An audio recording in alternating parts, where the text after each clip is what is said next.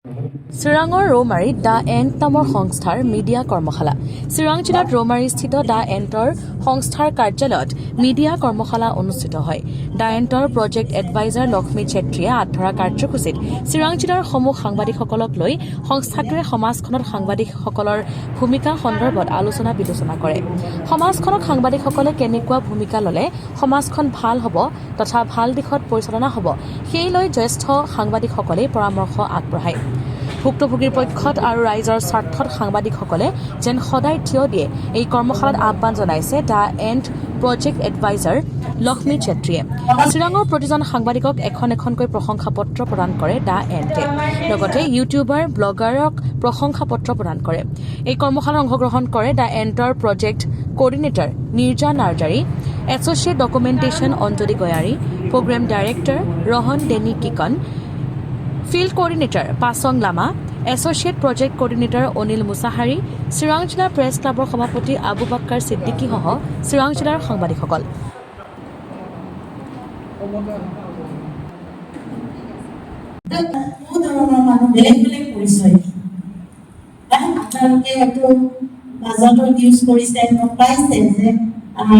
আমাৰ সমাজত খালি মহিলা আৰু পুৰুষ নহয়, আৰু বেলেগ কি কয় লিংগৰ বা পৰিচয় দিয়া আছে, তৃতীয় লিংগ বুলি যি কোৱা হয়, তেখেতসকলে আমাৰ সমাজত আছে, যোনে মানে আমাক বেলেগ ধৰণৰ তেখেতসকলৰ পৰিচয় হ'ব পাৰে। ছোৱালীৰ শৰীৰত জন্ম হৈছে, কিন্তু তেখেতে ছোৱালীৰ নিচিনা থাকিবলৈ তেখেতৰ চাগে অন্তৰৰ পৰা নাহে, তেখেতে নিজকে বেলেগ ধৰণৰ এক্সপ্ৰেছ কৰিব পাৰে।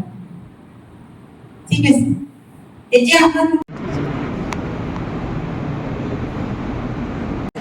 তো আজি আমি দি এণ্টৰ পৰা যোনটো চিৰাং জিলাত আছে আমাৰ সংস্থাখন, ইয়াৰ দ্বাৰা আমি সংবাদ মাধ্যমক মিডিয়াক লগত আমি এটা ৱৰ্কশ্বপ কৰিছোঁ, কৰ্মশালা এটা, য'ত মানে আমি বিশেষকৈ আলোচনা এটা ৰাখিছোঁ যে মানে আজিৰ সময়ত যেনেকৈ ধৰণৰ আমাৰ জেণ্ডাৰটো বা লিংগভিত্তিক হিংসাবিলাক যে আমাৰ সমাজত হৈ আছে, বা শিশুসকলৰ লগত যে যৌন নিৰ্যাতনবোৰ হৈ আছে, সেইবোৰ আমি সংবাদ মাধ্যমৰ দ্বাৰা কেনেকৈ মানে আমাৰ সমাজত আৰু সচেতন কৰিব পাৰোঁ, সমাজৰ মাজত এনেকৈ নিউজবোৰ আৰু আনিব পাৰোঁ, যাতে আমি চৰকাৰতো মানে একাউণ্টেবল বা আমি জবাবদাৰী এটা দিব পৰা হয়।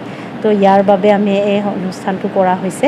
আৰু লগতে সেইটোৱে হয় যে বহুতবাৰ মিডিয়াত মানে বহুত ধৰণৰ এনেকৈ কেছেছবোৰক আমি কেনেকৈ আৰু চেঞ্চিটিভলি বা আৰু বুজি পেলাই সমস্যাটোক আমি দাঙি ধৰি বা উত্থাপন কৰিব পাৰোঁ, যাতে যাই ভুক্তভোগী হয় তেখেতসকলে ন্যায় পায় আৰু সঠিক কথাবোৰ ওলাই আহে, সঠিক সমস্যাবোৰ আমাৰ মাজত উপস্থাপন হ'ব পাৰে। আৰু নহ'লে আজিৰ সময়ত বহুত ধৰণৰ নিউজবোৰ হৈ থাকে, তো যাতে সঠিক সমস্যা, সঁচা কথাবোৰ বা আৰু আমি জেণ্ডাৰ নিউট্ৰেল হৈ পেলাই বা জেণ্ডাৰৰ সমস্যাবোৰ, মহিলাৰ সমস্যাবোৰক যাতে উত্থাপন কৰিব পাৰোঁ, শিশু আৰু বহুত ধৰণৰ লিংগ ভিত্তিক হিংসাবোৰ যে হয় সেইখিনি দাঙি ধৰিব পাৰি। তো ইয়াৰ ওপৰত এই প্ৰগ্ৰামটো আয়োজন কৰা হৈছিল। আমাৰ ইয়াত প্ৰায় 30জনমান আমাৰ এই চিৰাং জিলাৰ প্ৰেছ ক্লাবৰ পৰাও বহুত কেইজন আহিছিলে, বিভিন্ন সংবাদ মাধ্যমৰ প্ৰিণ্ট, ইলেক্ট্ৰনিক মিডিয়া হওক বা ডিজিটেল মিডিয়া হওক, আৰু লগতে কেইজনমান ইণ্ডিভিজুৱেল ইণ্ডিপেণ্ডেণ্ট জাৰ্নেলিষ্টসকলেও আছে, ইউটিউবাৰসকলেও আছিলে। তো এই দ্বাৰা আমি আজি এই প্ৰগ্ৰামখিনি কৰোঁ।